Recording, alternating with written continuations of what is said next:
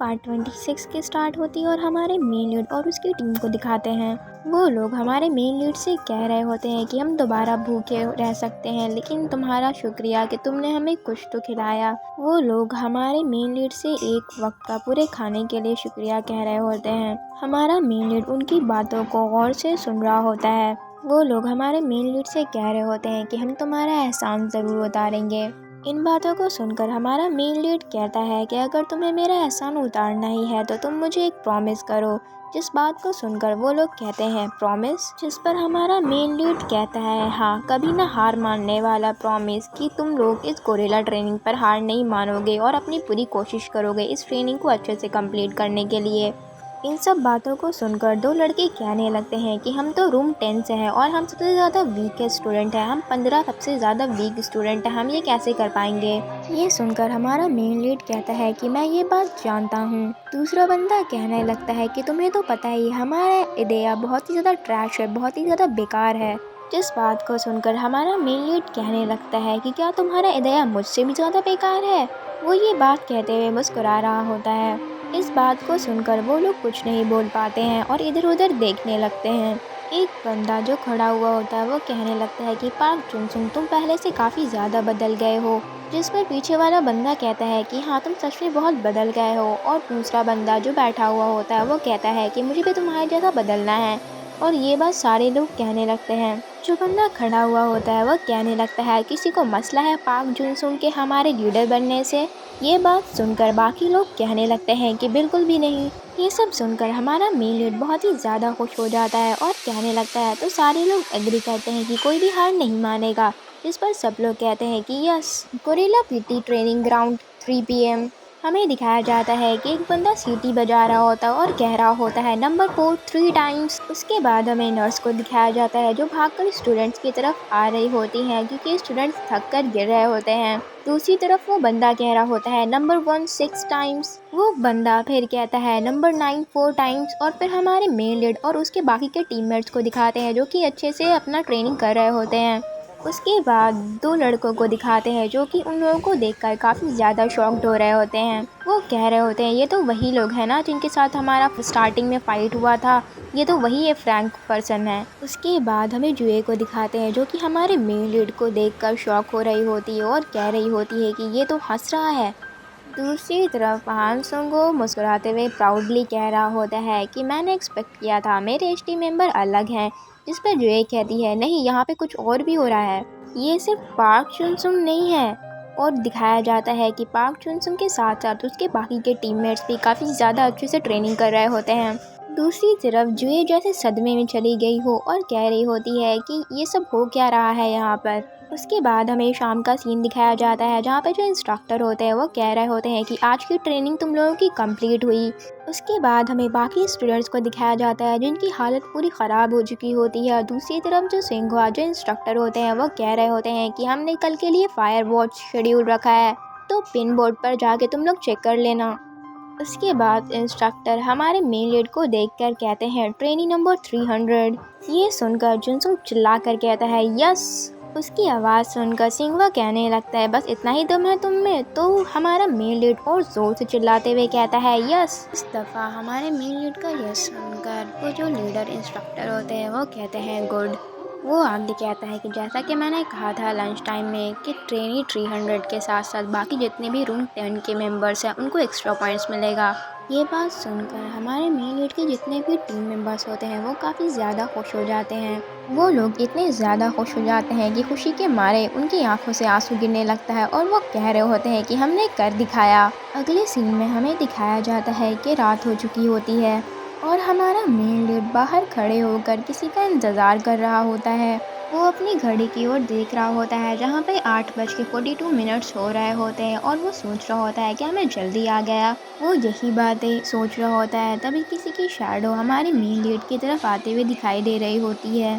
वो सियोन होती है जिसके बाल हवा से लहरा रहे होते हैं। वो आते हुए कह रही होती है मिस्टर एक्सेसिव, क्या तुम्हें ज़्यादा इंतज़ार करना पड़ा। हमें सियोन को हमारे मेन लीड की ओर आते हुए दिखा रहे होते हैं। सियोन हंसते हुए हमारे मेन लीड से कहने लगती है कि मिस्टर एक्सेसिव, क्या आपने ज़्यादा देर मेरा इंतज़ार किया।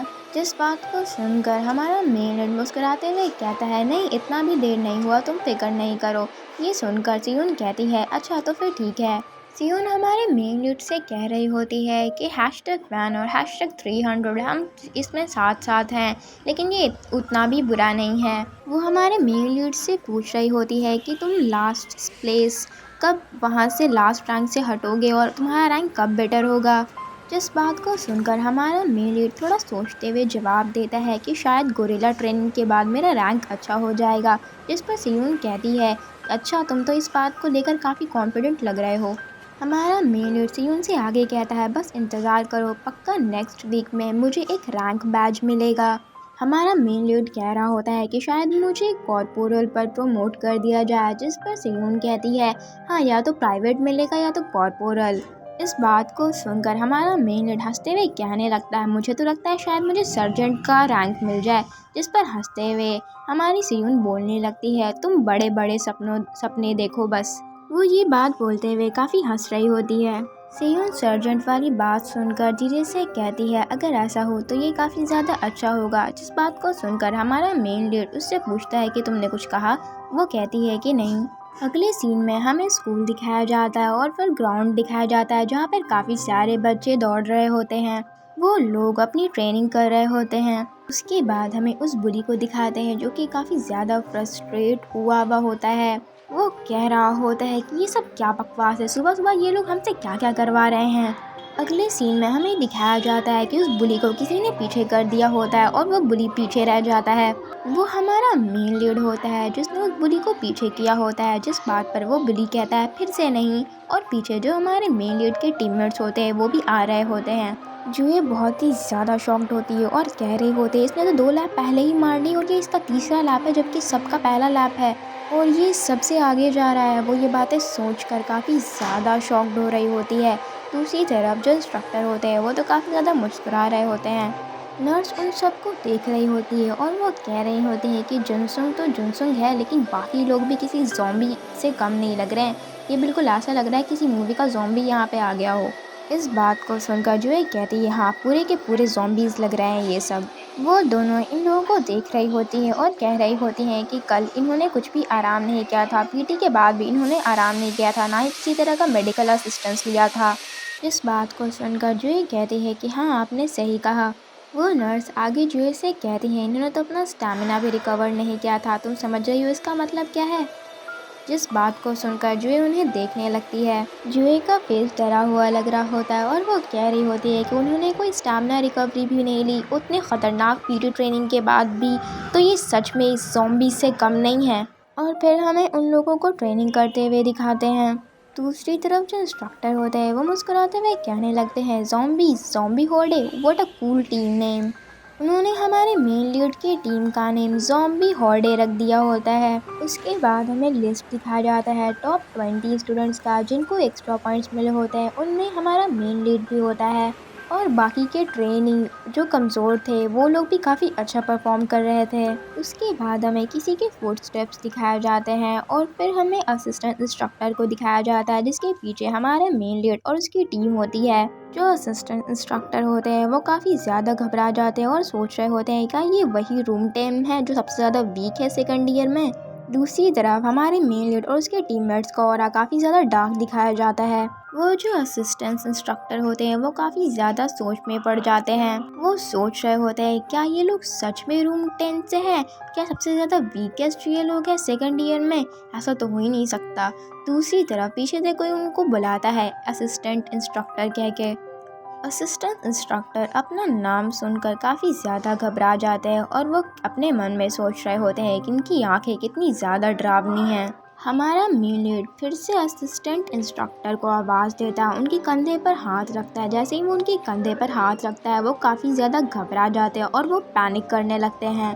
उसके बाद वो पीछे मुड़कर हमारे मेन लीड से कहते हैं, क्या हुआ ट्रेनी 300, और वो काफ़ी ज़्यादा नर्वसली स्माइल कर रहे होते हैं। उस बात को सुनकर हमारा मेन लीड मुस्कुराते हुए कहता है कि मैं किसी चीज़ को लेकर काफ़ी ज़्यादा क्यूरियस हूँ। हमारे मेन लीड को देखकर असिस्टेंट इंस्ट्रक्टर कहने लगते हैं कि ये आदमी थोड़ा नॉर्मल लग रहा है बाकी लोगों से, मुझे इससे बात करनी चाहिए। उसके बाद असिस्टेंट इंस्ट्रक्टर कहने लगते हैं कि हाँ, इंस्ट्रक्टर यहाँ पर नहीं है तो तुम मुझसे जो चाहो वो पूछ सकते हो आराम से। मुझे पता है ये तुम्हारा फर्स्ट टाइम है ट्रेनिंग का। आई नो कि तुमने इस तरह की ट्रेनिंग पहले कभी नहीं की होगी। वो ये बातें हमारे मेन लीड से कहने लगते हैं।